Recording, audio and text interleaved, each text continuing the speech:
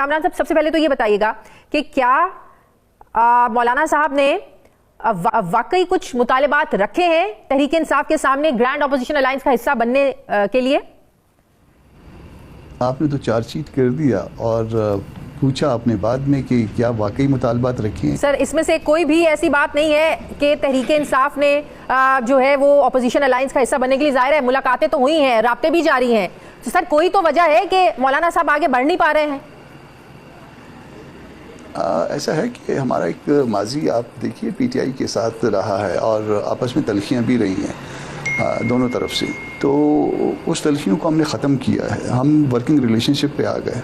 26 amendment پہ، جس پہ جو ہے نا وہ بہت جو ہے نا وہ کوئی دوسری جماعتیں جو ہے نا وہ اس پہ کریڈٹ لے رہی ہیں، ہم نے تو اس کو جو ہے اس میں پی ٹی آئی کو انوالو کیا، انگیج کیا اور تقریباً ہر کام ان کی رضامندی سے کیا، بعد میں اس میں مانے یا نہ مانے مگر اس دورانیے کے کلپ نکلوا لیجئے، ایون جو ہے نا اس دورانیے کے کلپ جو ہے وہ جس دن یہ پاس ہوئی ہے اس دن کے بھی کلپ نکلوا لیجئے گا۔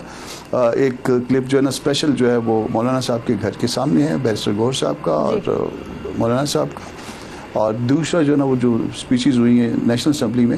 اس کو بھی دیکھ لیجئے گا تو خود بات جو ہے نا سمجھ آ جائے گی۔ اور اس کے علاوہ بہت سارے کلپ ہیں، میں نے ویسے کہہ دیا کسی دوست کو کہا ہے، میں نے کہا کہ سارے کلپ کر کے جہاں پہ بھی ایسے اعتراض آتے ہیں، ہمیں بھی یاد ہے، بڑی تعریف کی تھی مولانا صاحب کے کردار کی،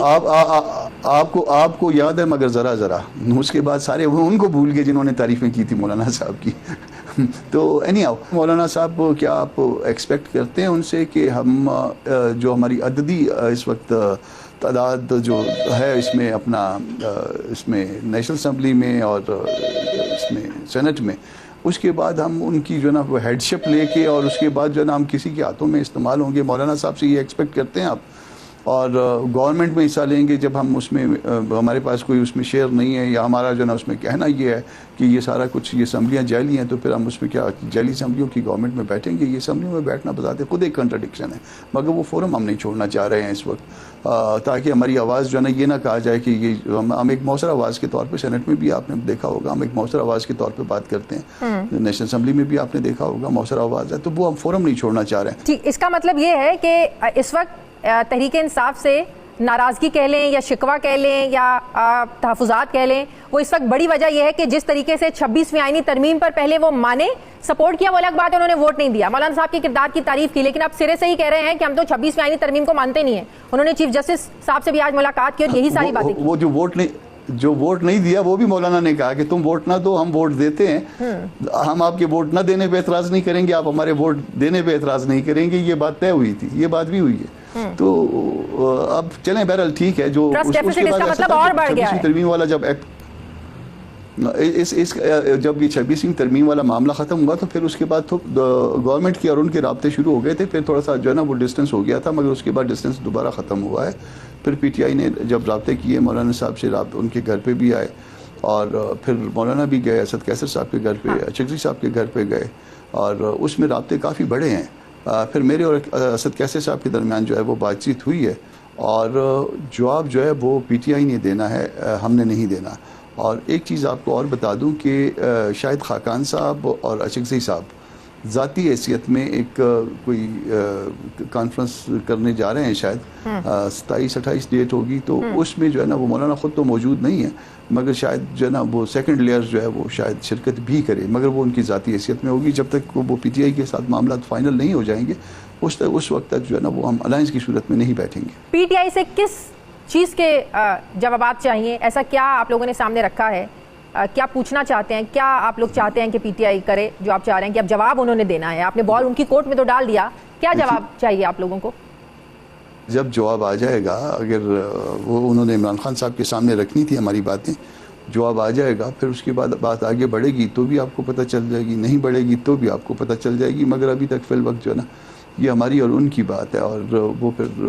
اس کو جو ہے ہم اس وقت تک نہیں، مطلب کہ اس کا مطلب ہے معاملات چل رہے ہیں، معاملات رکے نہیں ہیں، یہ معاملات آگے بڑھ بھی سکتے ہیں؟ نہیں، کس نے کہا کہ معاملے رکے ہیں؟ کس نے کہا معاملہ رکا ہے؟ میں نے آپ کو بتایا کہ یہ 27-28 والی جو کانفرنس ہے وہ گو کہ وہ دو دوست جو ہے وہ ذاتی حیثیت میں کر رہے ہیں، محمود خان اچکزئی صاحب اور شاہد خاقان، مگر ہماری جو ہے نا سیکنڈ لیئر جو ہے نا اس میں موجود ہوگی اور اپنا پارٹیسپیٹ کرے گی، اس میں ظاہر ہے اور پارٹیاں بھی آئیں گی بشمول پی ٹی آئی کے، تو وہ کچھ نہ کچھ وہ بات آگے بڑھے گی. آگے ایک تو رمضان شروع ہو گیا, دوسرا مولانا صاحب جو ملک میں نہیں ہوں گے کل پرسوں کے بعد, دو تین دن کے بعد. آج تو کوئٹہ میں تھے, کوئٹہ سے چلے گئے ہیں. کامران صاحب, مولانا صاحب نے جب سے وہ ظاہر ہے وہ مطالبہ کر رہے ہیں نئے الیکشنز کی طرف ہمیں جانا چاہیے, اس کے بعد ہم نے دیکھا شہباز شریف صاحب بھی گئے, ملاقات ہوئی. حکومت کہیں سے خوف زدہ ہے؟ ظاہر حکومت بھی مولانا صاحب کی جو ایک پاور ہے, ان کی اسٹریٹ پاور کہہ لیں, یا ان کو ادراک ہے اس بات کا کہ مولانا صاحب اپنا وزن کہیں بھی رکھ دیں تو ظاہر ہے وہ جگہ بھاری ہی ہوگی, اس کی ویلیو ہوگی. تو کیا یہ خوف آپ لوگوں کو نظر آیا کہ پرائم منسٹر صاحب ملنے آ گئے؟ نہیں, میں نہیں کہہ سکتا. مجھے شہباز صاحب کا پورا احترام ہے, اور میں کسی کو خوف زدہ کی بات جو ہے نا وہ سوچ بھی نہیں سکتا, کہنا تو دور کی بات ہے. بہرحال جو ہے نا, چونکہ پارٹیاں اگر مل جائیں, ایک اور ایک دو نہیں ہوتے نا, پھر 11 ہو جاتے ہیں, تو پھر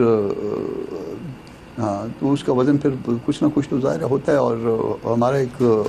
نون کے ساتھ بھی ایک ماضی رہا ہوا ہے, ایک تعلق رہا ہوا ہے, تو وہ پھر ان کی سماجی تعلقات بھی ہیں مولانا صاحب کے ساتھ,